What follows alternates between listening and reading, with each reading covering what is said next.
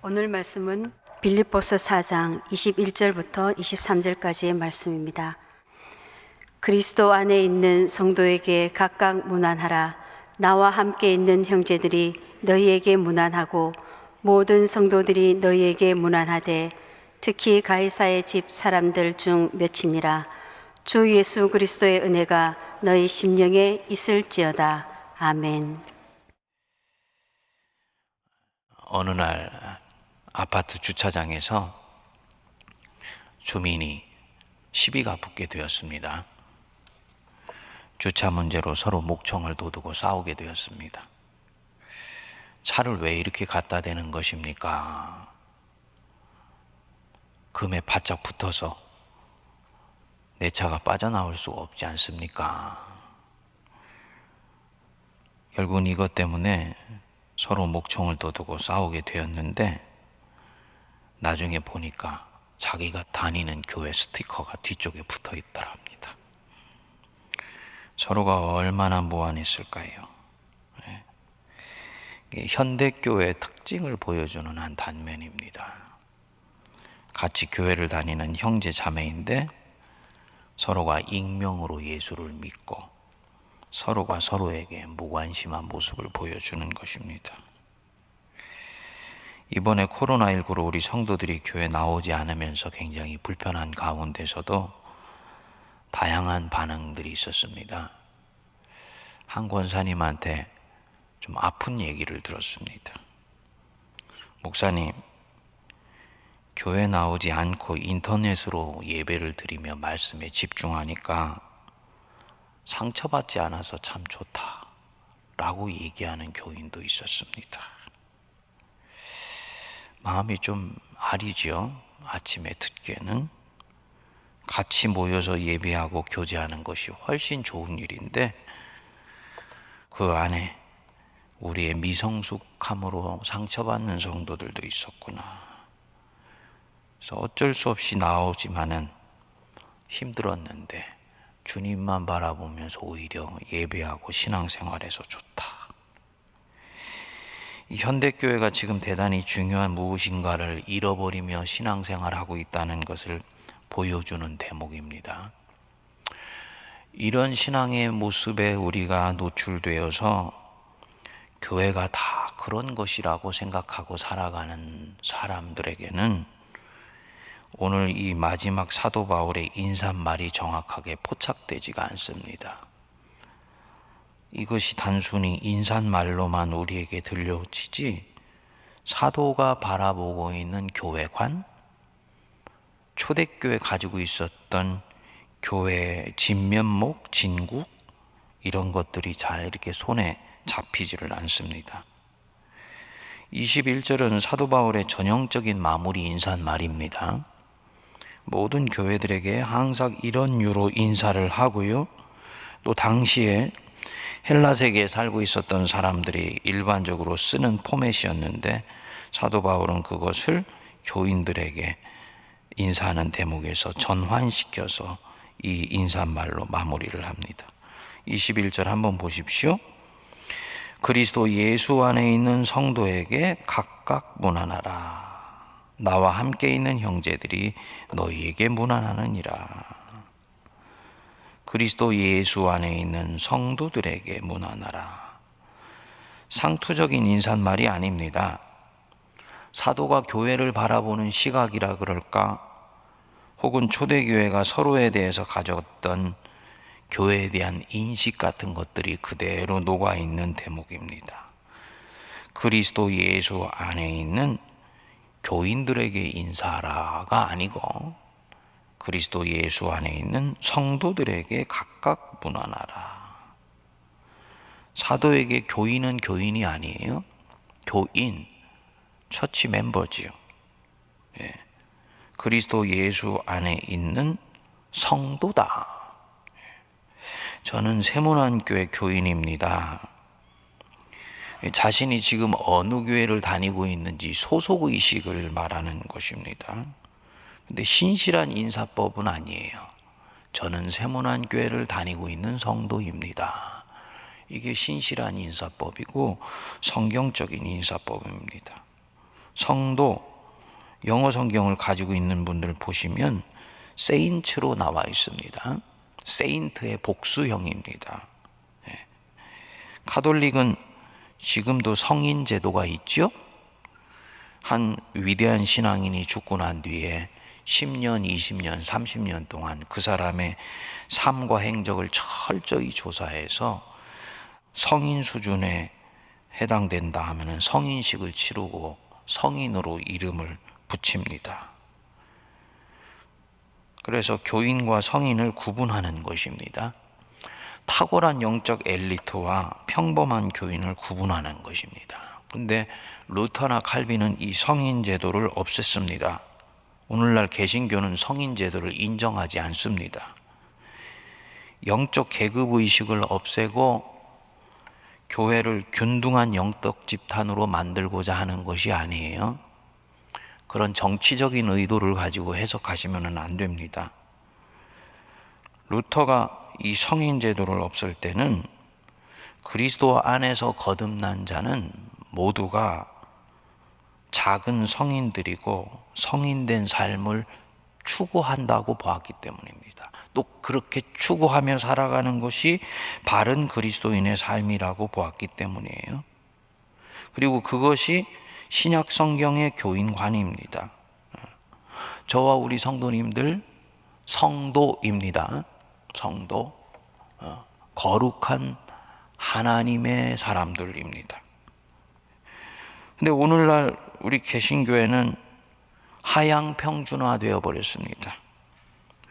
영적 계급의 차별이 없는 정도로 생각을 해서 우리도 모르게 교회나 목회자나 성도들이 자기 삶 속에서 신앙을 바라보며 나아가는 이 영적 기준이 굉장히 밑으로 내려가 있습니다.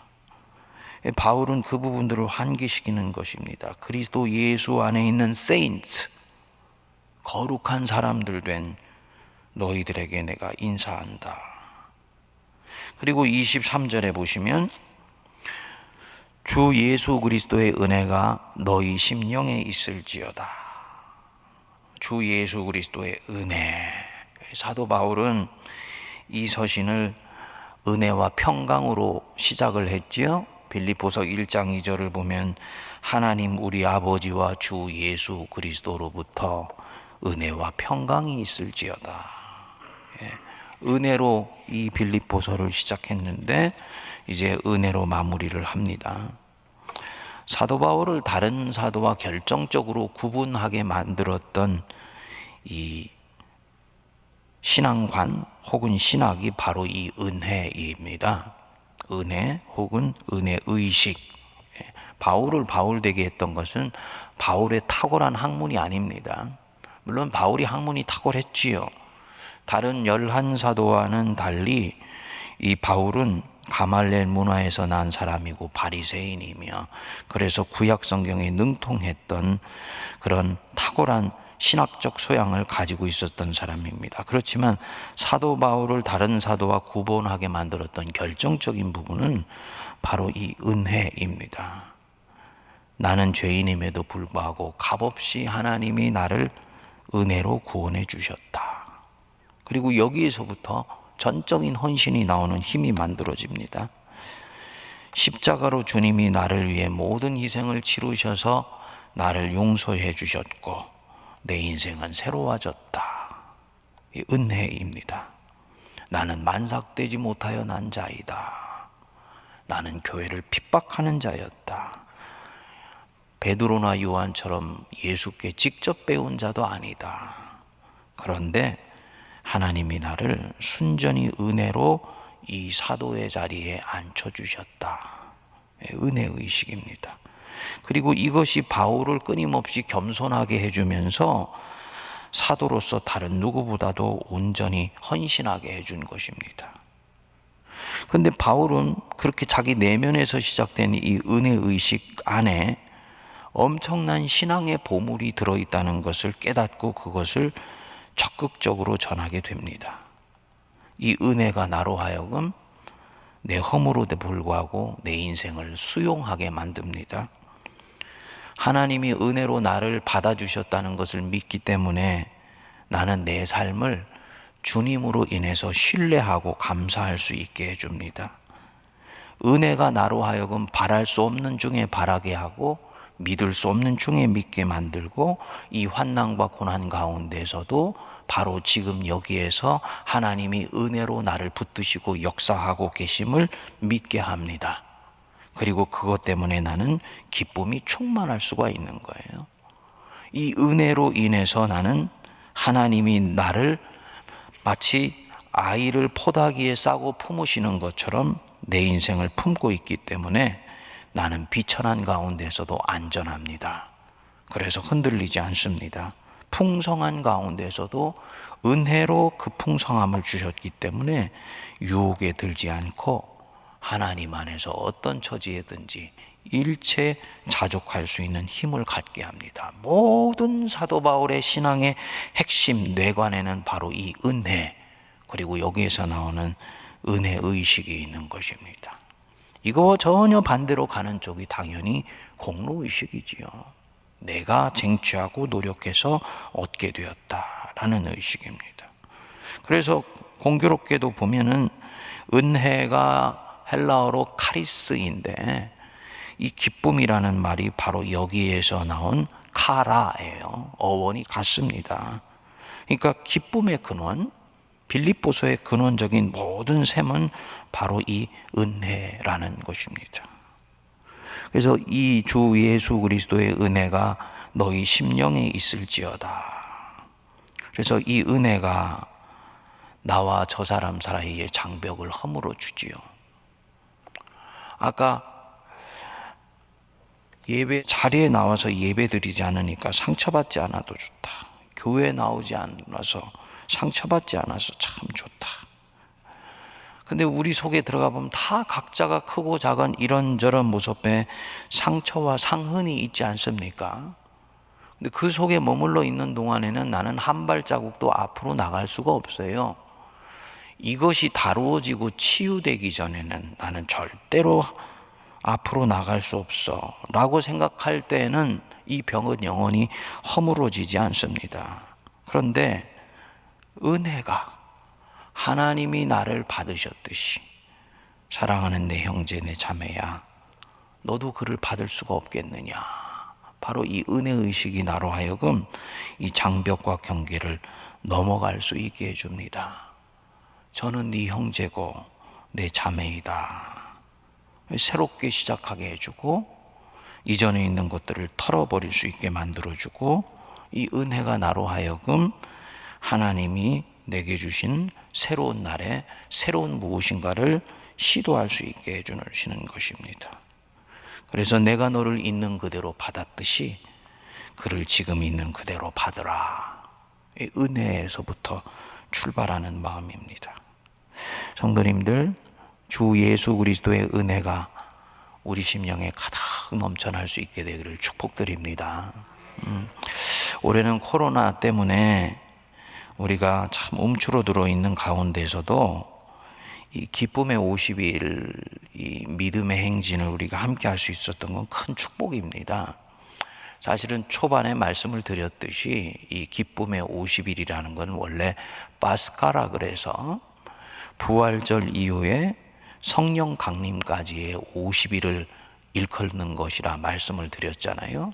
원래는 초대교회 때는 대단히 강력하게 지켜왔던 교회의 절기인데 어느 순간부터 이 중세 이후부터 이 의식들이 교회의 절기에서 서서히 사라져버리게 되었습니다. 그러다 보니까 우리 안에 영적인 균형과 밸런스를 놓치게 되었어요. 교인들 안에 사순절과 고난주간과 부활절까지 향하는 이 십자가의 구속과 죄사함의 은혜는 강력하게 역사를 하고 그런 부분에서 교회가 묵직하게 십자가를 바라보는 신앙은 강화되었는데 부활절이 끝나고 난 뒤에 그 부활의 기쁨이라는 것은 부활절날 하루로 제한되어 버리고 그 뒤에는 교회가 왠지 무겁고 힘든 죄용사의 신앙 속에서 1년을 살아가는 특이한 형태의 교회 절기를 만들어냈던 것입니다. 사실은 그리스도교의 신앙과 그리스도교의 믿음은 부활의 능력과 신앙 속에서부터 시작이 되었습니다. 그리고 교회의 시작은 예수께서 우리에게 보내주신 성령 강림으로부터 온 거예요. 그렇기 때문에 교회 안에는, 성도들 안에는, 모든 신앙인들의 심령 속에는 하나님이 우리에게 주신 그 부활의 기쁨과 능력이 충만해야지 되는 것입니다. 그래서 사실 그리스도교의 핵심은 이 기쁨과 평안과 부활 안에서의 승리의 환희입니다. 이것을 이번에 이 코로나19 속에서 성도들의 삶이 처질 수 있는 이런 어떤 가능성들 속에서 우리가 이 빌립보서를 묵상하면서 우리가 잃어버릴 수 있는 기쁨을 다시 환기할 수 있었던 것은 하나님이 주신 큰 축복이라고 저는 믿습니다. 성도님들, 그 모든 것 안에, 모든 것의 핵심 속에 주 예수 그리스도의 은혜가 우리의 심령과 우리의 삶과 이 역사를 넉넉히 감싸시고 넉넉히 덮으시고 있다는 것을 믿고 확신하시면서 그 은혜를 붙들고 남은 믿음의 여정을 힘차게 걸어가시기를 축원드립니다. 기도하겠습니다. 우리 주 예수 그리스도의 크신 은혜와 하나님 아버지의 무한하신 사랑하심과 성령님의 위로교통 감동 감화 역사하심이 주 예수 그리스도의 은혜가 너희 가운데 항상 있을지어다. 그 말씀 붙들고 험악한 인생길 한복판에서도 하나님의 은혜는 역사하심을 믿고 확신하여 기쁨으로 믿음의 길을 완주하기로 다짐하는 모든 거룩한 백성들 머리 위에 피로 값주고 사신 우리 세문안 교회와 이 나라 이 민족과 전 북녘과 온 누리 위에 이제로부터 영원토록 함께하옵시기를 간절히 축원하옵나이다. 아멘.